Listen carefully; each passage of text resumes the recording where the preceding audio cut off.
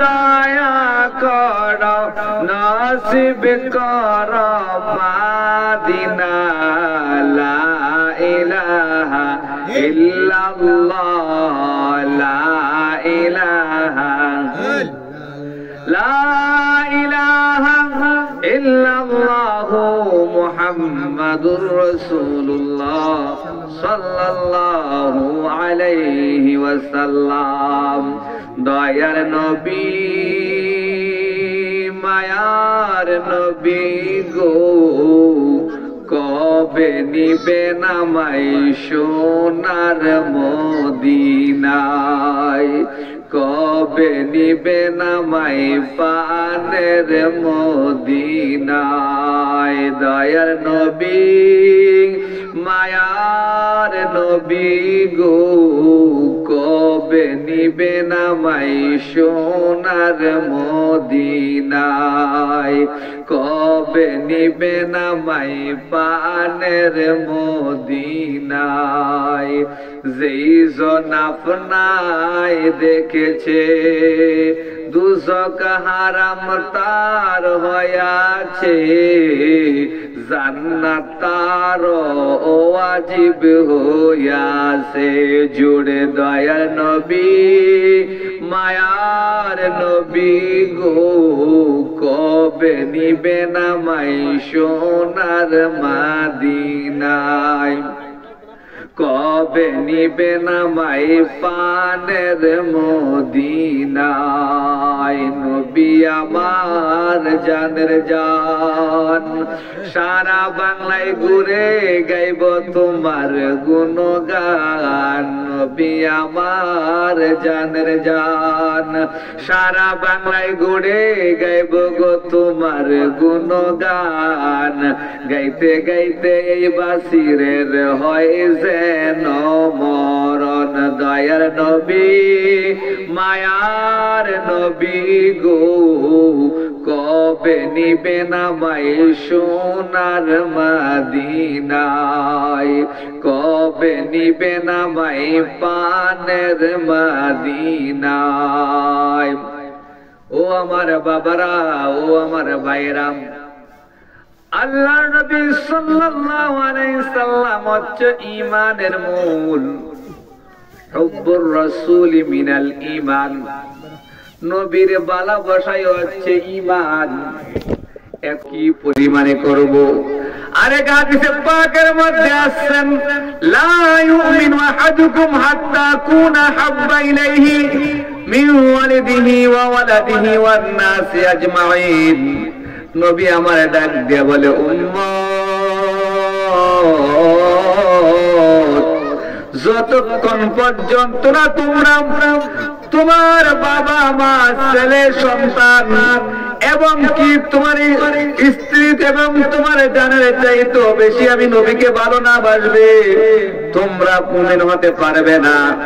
এই হাদিসে পাক যখন ফারুকে আজমের কাছে বসলাম, ফারুকে আজম ডাক দিয়ে কই, নবী গো, ইয়া রাসূলুল্লাহ, ইয়া হাবিবাল্লাহ, নবী গো, আমি আপনাকে ভালোবাসি কিন্তু আমার জানের চাইতে বেশি ভালোবাসি না। মানে হাদিসে পাকের ভাষা ফারুকে আজমের হৃদয়ে বুঝে আসতেছিল না, তার বেনতে ঢুকতেছিল না। এমন সময় আমার নবী পাক সাল্লাল্লাহু আলাইহি সাল্লাম তার হাত মুবারক যখন ফারুকে আজমের সিনার মধ্যে টাচ করলেন, এমন সময় ফারুকে আজম ডাক দিয়া কয়, ইয়া রাসূলুল্লাহ, ইয়া হাবিবাল্লাহ, নবী গো। এবার হাদিসের ভাষা আমার বুঝে আসছে, যদি প্রয়োজন হয় আমি ফারুকে আজম একবার কেন 1000 বার আপনার জন্য আমার জান দিতে প্রস্তুত আছি। আমার নবী কয়, ফারুকে আজম, তুমি এবার মুমিন হতে পেরেছো। উচ্চ আওয়াজে বলুন সুবহানাল্লাহ। ও মদিনা, তোমায় ভুলতে পারি না, কি করে বলবো তোমায়, বলো না, বলো না। তোমার বুকে শুয়ে আছেন জীজনা, যাকে সৃষ্টি না করিলে আমার রব্বানা কিছুই সৃষ্টি করত না। ও মদিনা তোমায় ভুলতে পারি না, কি করে বলবো তোমায় বলো না, বলো না। তোমার বুকে শুয়ে আছেন যিজনা, যাকে সৃষ্টি না করিলে আমার রব্বানা কিছুই সৃষ্টি করত না। আল্লাহ রাসূলকে প্রথম সৃষ্টি করে, বন্ধুকে বন্ধু দেখে মায়ার নজরে, বন্ধুর শানে পড়ে দুরূদ, বন্ধুর শানে পড়ে দুরূদ। আল্লাহ একজনা, তোমার বুকে শুয়ে আছেন যেইজনা, যাকে সৃষ্টি না করিলে আমার রব্বানা কিছুই সৃষ্টি করত না। ও মদিনা তোমায় ভুলতে পারি না, কি করে বলবো তোমায় বলো না, বলো না। তোমার বুকে শুয়ে আছেন যেইজনা, যাকে সৃষ্টি না করিলে আমার রব্বানা কিছুই সৃষ্টি করত না। তিনি আমার জানের জান, আমার প্রাণের প্রাণ, যাকে হারালে হারাবো আমি দুজাহান।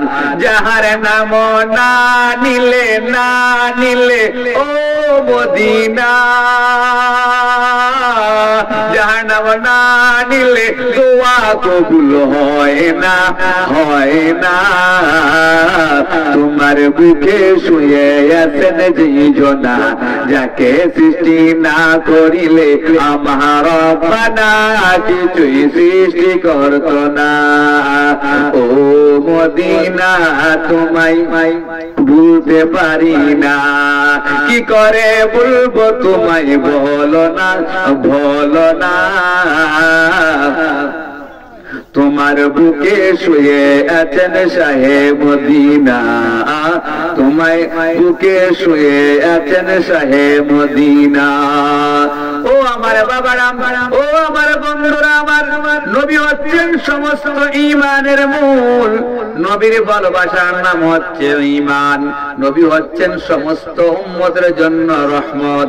আমার আল্লাহ পাক রব্বুল আলামিন কুরআনুল কারীমের মধ্যে বলেছেন, ওমা আরসালনাকা ইল্লা রাহমাতাল লিল আলামিন। আমি আল্লাহ তাবারাকা তাআলা আমার বন্ধুকে কুল কায়নাতের জন্য রহমত করে প্রেরণ করেছি। এবার আমার নবীর রহমত কিরকম রহমত, আমার নবীর হাত মুবারকের রহমত। আমার নবী উমরে ফারুকের সিনার মধ্যে হাত রাখলেন, হাত রাখার কারণে তিনি কষ্ট খুলে গেলেন, তিনি হাদিস বুঝে আসলেন। আমার নবীর চুল মুবারক রহমত, কিরকম রহমত জানেননি? মুসলমানদের মর্জে মুজাহিদ সাহাবীদের মধ্যে খালিদ বিন ওয়ালিদ, তিনি সমস্ত যুদ্ধের মধ্যে শুধু জয় আর জয়। তিনি কিভাবে জয় করলেন? তিনি ডাক দিয়ে বললেন, দুনিয়ার মানুষেরা, আল্লাহর নবী সাল্লাল্লাহু আলাইহি সাল্লাম আমাকে কিছু চুল মুবারক দিয়ে, তিনটা চুল মুবারক দিয়ে বলল, খালিদ তুমি আমার চুল মুবারক গুলা রেখে দাও। তুমি চুল মুবারক গুলা রাখতে পারো, সুন্দর করে রাখতে পারো, এর বরকত তুমি, রহমত তুমি কি করবা? উপভোগ করতে পারবা। এই বলার পরে খালিদ বিন ওয়ালিদ আল্লাহর নবী সাল্লাল্লাহু আলাইহি সাল্লামের তিনটা চুল মুবারক তার যুদ্ধের টুপির মধ্যে গেঁথে দিলেন। গেঁথে দেওয়ার পরে তিনি যুদ্ধের টুপি পরে যেখানে যায় সেইখানের মধ্যে যুদ্ধে বিজয় আসে। উচ্চ আওয়াজে বলুন সুবহানাল্লাহ, আরো জোরে আল্লাহু আকবার। ইয়া মুকার যুদ্ধের মধ্যে খালিদ বিন ওয়ালিদ তিনি যুদ্ধ করতেছেন। অযোধ্য যুদ্ধের আক্রমণে তার মাথার টুপিটা কি করলেন? তিনি হারিয়ে ফেললেন। এমন সময় তিনি সহচরদেরকে ডাক দিয়ে বলল, ও আমার সহচররা, আমার যুদ্ধের টুপিটা কোথায় গেছে তোমরা তালাশ করে বাইর করো।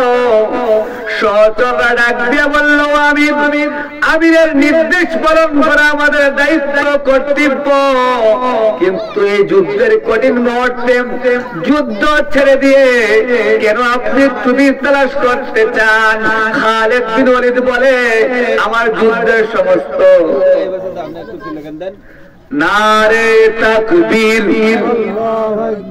নারে রিসালাত, পীর মুফতি গিয়াসউদ্দিন তাই সাহেবের আগমন, ফয়েজে দরবারের পক্ষ থেকে নারে তাকবীর, নারে রিসালাত, পীর মুফতি গিয়াসউদ্দিন তাই সাহেবের আগমন। সকল বলে আলহামদুলিল্লাহ। আজকের মাহফিলের প্রধান বক্তা পীর মুফতি গিয়াসউদ্দিন তাই সাহেব চলে আসছেন। অল্পক্ষণের মধ্যেই মাইক ধরে ফেলবেন। এখন যারা এদিক সেদিক ঘোরাফেরা করতেছেন সকলে চলে আসুন।